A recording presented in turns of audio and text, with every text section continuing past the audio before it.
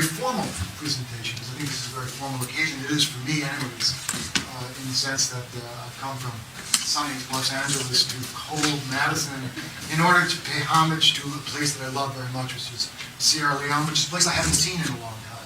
I haven't been back to Sierra Leone since the 1980s, but it's never far from my mind, as I'm sure it's not far from the minds of all of us here, forced into our consciousness in the last few years because of a horrendous civil war which seems so inexplicable to those of us who've had a love affair. And so it's with all of those mixed emotions that I'll present to you this paper, which is sort of a letter that I'm writing to somebody about my own experiences in Sierra Leone and how they figure into my trying to cope with an understanding of this otherwise inexplicably brutal civil war that engulfed the country. So, I have three intentions in presenting this paper. First, to introduce to this conference evidence of a juvenile marauder named Musa Wo, which Musa Woloi, Little Moses is how you translate that from Mende into English, whose random mayhem in the images of Mende oral tradition may have foreshadowed the random mayhem of real-life juvenile marauders from what has been called the East Atlantic War Zone.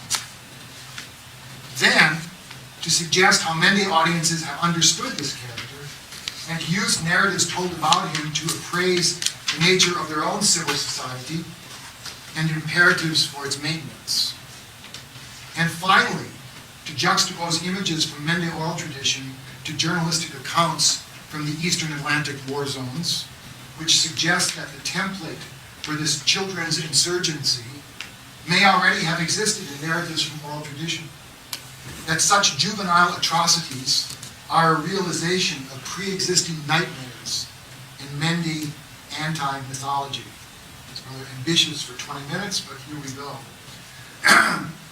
On a more personal level, I offer this analysis as an expression of my gratitude to Sierra Leone and to the people of Matru on the Rails for accommodating me during a year of field research in 1973-74 and subsequent research in the summer of 1983.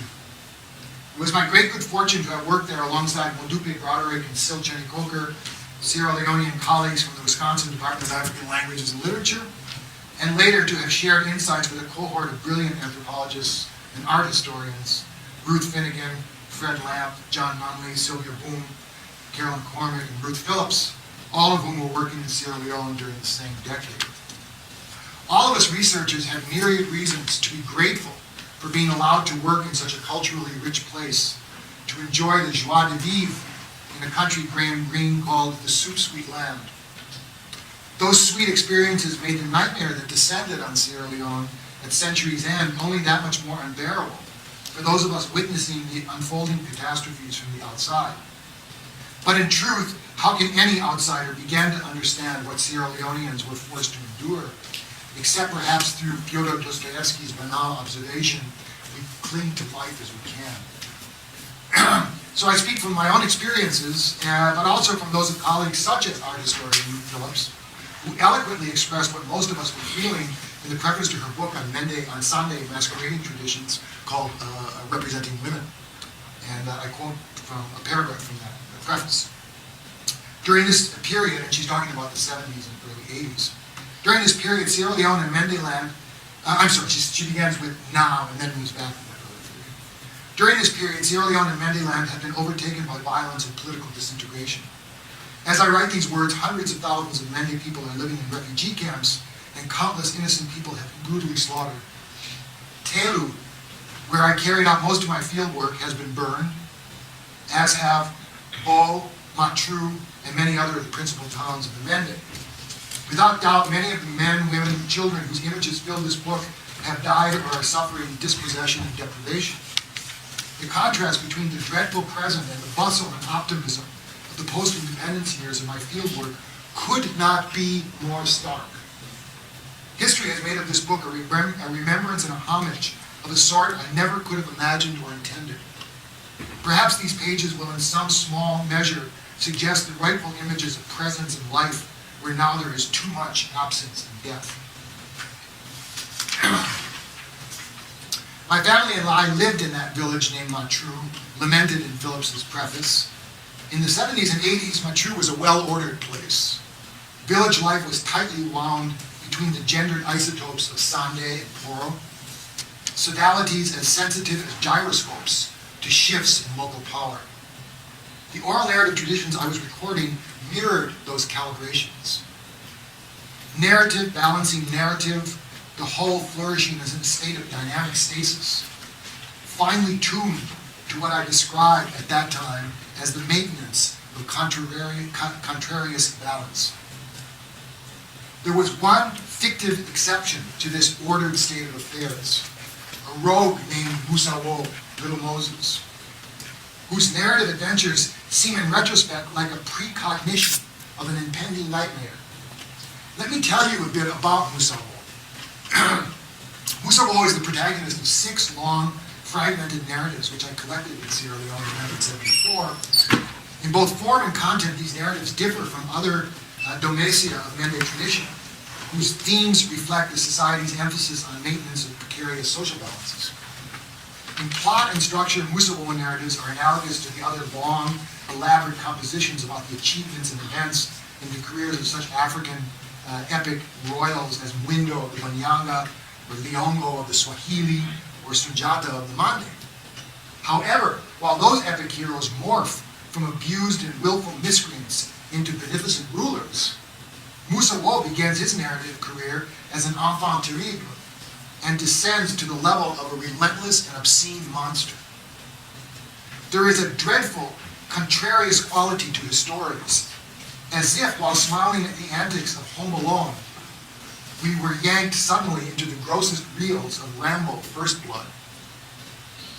Musawo is born parthenogenically, either from his mother's thumb or knee, the unwanted son of a hold-fast chief and his disowned wife.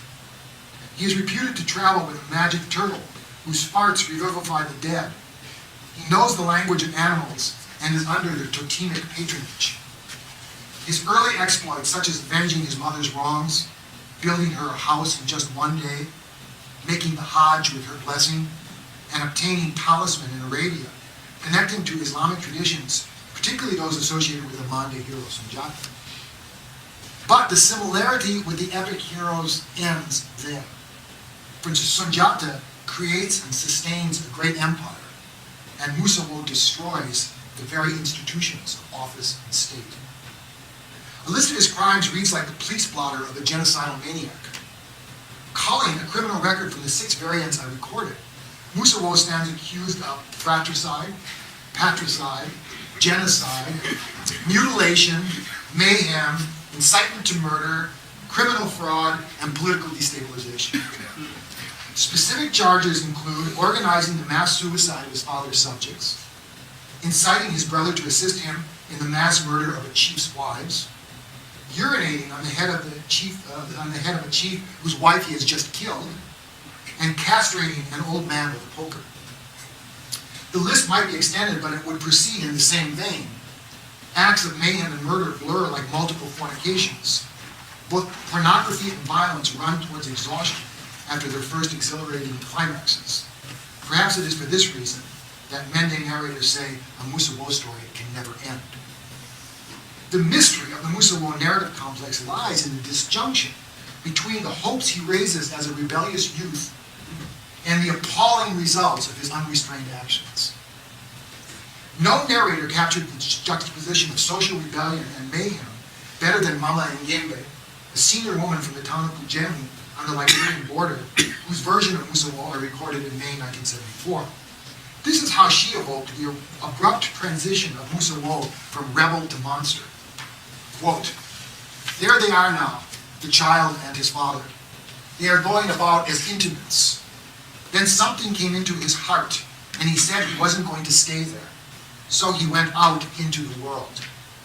In Mama Ngembe's first set of images, Musawo uses his miraculous farting turtle to reestablish a political and social order broken by the unjust treatment of his mother. I must say, because nobody is laughing at the term farting turtle, that Mende humor is incredibly ribald. It's very Rabelaisian. And the tradition is full of images like this. And Mendes has the most wonderful sense of humor. And they're just rolling in the aisles with laughter when things like this is brought up. Okay, so a farting turtle. So the idea is you put the turtle next to a dead person's nose and it farts into the nose and the person wakes up. It's a loud sound. Now, I think Rabelais would have loved that. I certainly loved it, you know. I don't tend to be somber about it. Nor do the Mende, I should say. Wonderful thing. So, Musabo uses his miraculous farting turtle to reestablish a political and social order broken by the unjust treatment of his mother, which of course is a theme we all know about. We don't call the Oedipus complex an Oedipus complex, except that Oedipus is, in fact, an epic hero like all the rest of them, who has a great deal of affection for his mother and a great deal of antipathy towards his father. Ditto for Mende and anyplace else. So, Musabo barters the turtle's miraculous marks for half a kingdom, which he then gives to his sister. And so freeing himself, he continues down the road, duping villagers into killing the chief's cows, and then reporting the slaughter to the chief who orders their banishment. Having depopulated the countryside, Musabo dupes the chief into murdering his new bride. He then reports the murder to the royal in-laws who chase the chief from his throne. In the final image of her variant, the chiefdom is ruined. Culture has been dismantled and returned to nature. There remain neither inhabitants nor chiefs. Musabo has succeeded in creating the sort of ground zero that marks his intrusion into society and into blazing a trail for the child marauders of the RUF who would follow this little prince into social reality. There is no analog to Musabo in Mende oral tradition, but he does relate to that most extreme category of social rebel Eric Hobsbawm calls the Avenger, one who murders, rapes, and smashes anything that constrains him. Hobsbawm describes the popular appeal of the Avenger, and I quote, "Thus in the romances of the oppressed, to assert power, any power, is itself a triumph. Killing and torture is the most primitive and personal assertion of ultimate power. And the weaker the rebel feels himself to be at bottom, the greater we may suppose the temptation to assert it." If Musabo as Avenger represents the obverse of Mende's social ideals as expressed in the Poro initiation rites, then what can we say of his actions which unwind the prototypical Mende chiefdom? Do his crimes not represent some fictive anti-universe? A barely conceivable black hole, as fearsome and inexplicable to Mende audiences as the machinations of the alien government in faraway Freetown? Answers to these speculations may be embedded in audience response to Musabo. Stories about him evoke laughter. They are funny, horribly funny. His adventures constitute a litany of what-ifs. What if there were no Poro? What if social controls were destroyed? What if the sagacity of age and tradition gave way to the whims and impulses of children? What then would the world look like? Broken and meaningless, like the final images in Mama Ngembe's narrative. In the face of such barely conceivable what-ifs, Mende audiences laugh at visions too horrible to otherwise entertain. Like all the variant performances of this tale, Mama Ngembe ended her own by saying, it had no ending. In that way, Musabo tales parallel those of Kaso the trickster spider, whose misadventures are often narrated in loops like cartoons at a movie. But Kaso is funny because he is small and powerless, while Musabo is terrifying because he is small and omnipotent. As he destroys social boundaries, so his narratives are without boundaries. Once unloosed, Musabo is impossible to constrain. Finally, I note that the cycle of Musabo narratives is hermetic. That is to say, the tale is widely known but little told. I did not record any version during my first half year of research in Matru. It was only when I left Matru to do field work in other parts of Mende land that I encountered the narrative and thereafter collected its variants, mostly by my request. Why were these performances so scarce? Was its narrative vision too awful to behold, like the fascinating but unbearable face of a devil? Did the Musabo epic constitute some sort of Mende Book of the Dead? Their account of the end of the created world?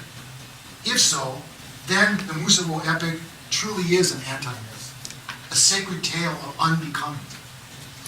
If so, its performance was an act of bravery, and perhaps something more, perhaps a recognition, a precognition of something changing in Matru, in Mende land, in that mythic entity that the Mende called Salon. And I remember now, Salon, Sierra Leone, was not only the name of the country, but it was the name of Freetown. So that it was all some mythic Oz. An intimation that the Musawo epic was a coming attraction for something more terrible that was unfolding or about to unfold. With these trailers from Mende oral tradition in mind, let's turn to images of child marauders clipped from journalists' accounts only a few years after the performance of Mama Ngende in Pujemu on the Sierra Leone-Liberia border.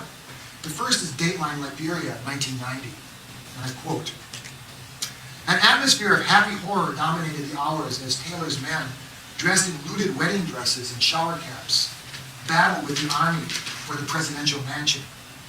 The shower caps were for the rain. The wedding dresses were without explanation." Well, actually, I know more than a journalist here. They had already looted the dress shops in downtown Monrovia and had taken the wedding dresses.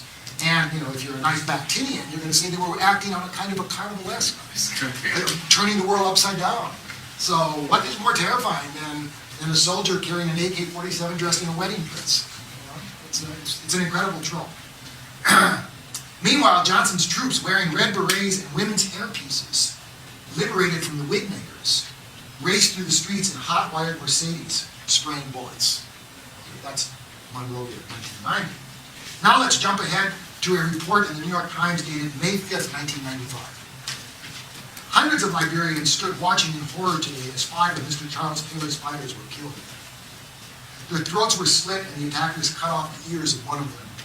Later, a boy who appeared to be about 12 years old danced nude around the bodies, waving an assault rifle above his head in a victory cheer. "Oh, it's butt naked," the civilians murmured, referring to a group of Mr. Johnson's fighters in the Lumo J faction who have that nickname because they fight in the nude. And finally to the New York Times, Dateline Freetown, January 24th, 1999. Although mass killings have occurred elsewhere in Africa, the rebels have distinguished themselves by not killing the victims, but by mutilating them, leaving them as living symbols of terror. The rebels, pointing guns, forced Mr. Jusuf Bara and his neighbors under a mango tree. Because there was a root on where you could put your hands firmly, he called. Then Mr. Junior took a big axe and cut your hand off instantly. Tell you to put another one. You put it. We were 50 in number. Oh, I felt so bad, he said. I felt as if I was finishing the world. My eyes were dark. My blood was pumping as if they had opened a tank, a water tank to run. Oh, I fell down. I could not see my way. What can one possibly say of such reports, except that avatars of Musawo have escaped from the narrative tradition and ravaged villages throughout the East Atlantic war zone? In Fighting for the Rainforest, the most credible account yet of the Civil War in Sierra Leone, Professor Paul Richards discards simple Malthusian explanations a la Robert Kaplan in Ends of the Earth for some hard historical and social rationales which might explain the peculiar nature and brutality of this civil war. And he posits 4 reasons. 1, the dissolution of the patrimonial state. 2, the spillover from the Liberian Civil War. And mind you, I've been talking about the Eastern Atlantic war zone because I think either civil war is hard to explain without the other. So Sierra Leone and Liberia merge into, I think, a single war zone. And in truth, push it to Guinea further north and now to Ivory Coast further south, and you see the extent of this war zone. 3, a disaffected rebel army of bush intellectuals and diamond prospectors led by an unemployed photographer named Fodi Senko. And 4, and finally, the Rambo factor. It is this last factor which should catch our attention. This is the gun whose smoke links Musawo from Mende oral tradition to John Rambo from Planet Hollywood. Let's pay heed to Professor Richards' comments on the Rambo factor and the role of free-floating transnational imagery in creating new hero types in new circumstances. And now I quote again from Richards. Video has had a wide impact in the forested diamond districts of Sierra Leone.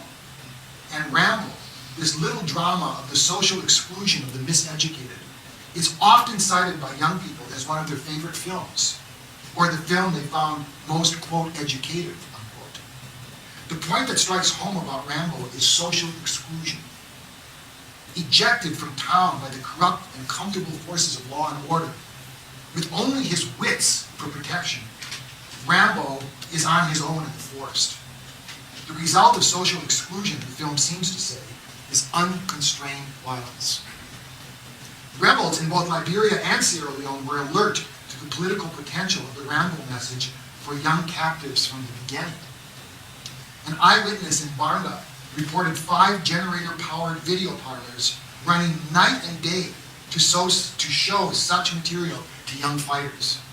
All factions in Liberia and Sierra Leone have routinely used Rambo First Blood and similar videos to inspire, to entertain, and perhaps to orient their young captives towards the ambush skills that are the staple fare of this kind of low-level jungle warfare.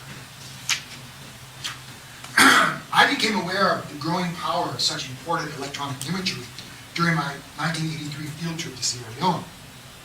In the 10 years since I had worked in Matruh, video parlors had been set up in nearby Bo and other towns throughout the country.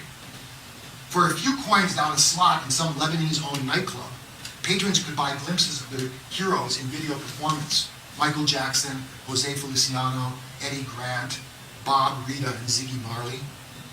There were more than the celebration of musical youth in these ubiquitous images. They made their appearance in juxtaposition to images of age and authority.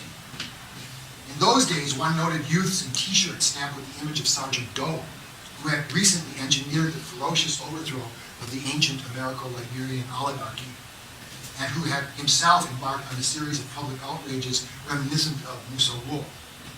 But those Doe t-shirts were worn by lorry drivers whose vehicles were painted with banners proclaiming, "We love you, Pa." Shaka Pa Stevens, the octogenarian president, was still in power there, but his regime had put the Bush photographer Fode Sanko in prison, and the chaos that would eat up Sergeant Doe like a fat grass cutter was already fermenting in the bush. Video images versus lorry inscriptions suggested the persistence of the primal struggle between patriarchal power and rebellious youth, which remains at the heart of the Musa Wool myth.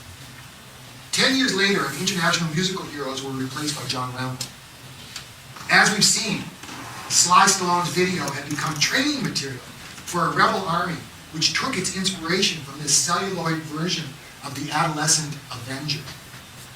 Little Moses was refurbished with a head tie and an AK-47. With clear analogs to the anarchic Musa Wool of oral tradition, Sly Stallone's celluloid hero inspired rebellion against a despised and dying oligarchic state. But to what end? Little Moses was bound by an oral tradition which contained him with laughter, told to boys who would go off to the coral bush to become men. But who or what could contain or explain John Rambo, projected to the kidnapped armies of children in the RUF bush camps? There he floats freely, unconstrained by any known history or culture. As a signifier, he might as well have arrived from Mars, or from Planet Hollywood, where he does in fact live with Luke Skywalker and Dirty Harry. John Rambo is a Euro-American divertissement, fed like candy to jaded palates, though the recent shootings at Columbine High School indicate that not all American palates may be quite so jaded. But John Rambo cannot be so easily consumed in Sierra Leone, where audiences ripped from traditional social structures have exchanged autochthonous images from oral tradition for video phantasms from unknown employee. Little Moses they could make and unmake, but Rambo has materialized in whole cloth on tightly restricted windows to the world. Unhinged from oral tradition and from the constraints of social order, this video Avenger managed to cut quite a swath through what remained of the rainforest.